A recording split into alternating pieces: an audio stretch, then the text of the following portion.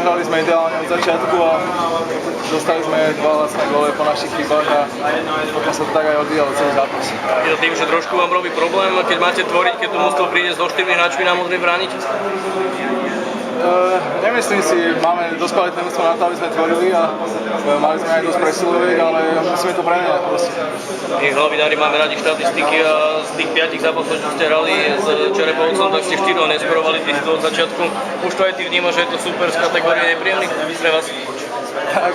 pred zápasom sme si hovorili, že to bude úplne iný super ako tie roky predtým a aj my máme iné mužstvo, ale ako sa ukázalo, oni sem prišli bojovať a mali predtým len 3 body a vidíte, že v tejto lige je to vyrovnané a každý super je veľmi dobrý a treba sa nachystať na každý zápas a musíme si zobrať ponaučenia a pripraviť sa na CSKA. Znamená ešte len na začiatku, ale po tých pozitívnych výsledkoch teraz prišli 3 prehry, cítite trošku, že už to treba dať nejaký impuls tomu nový hneď z CSKA? Tak budeme sa snažiť zregenerovať teraz, máme na to 3 dní a pripravíme sa čo na CSKA a ako vidíte,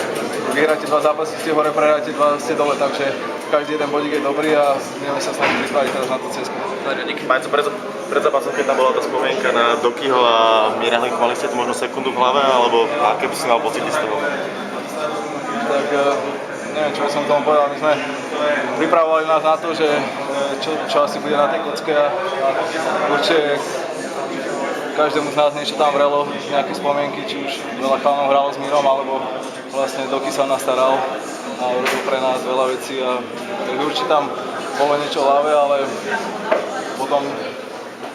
museli sme to dať za hlavu a hrať zápas, ale myslím, že to neovplyvnilo žiaden výkon.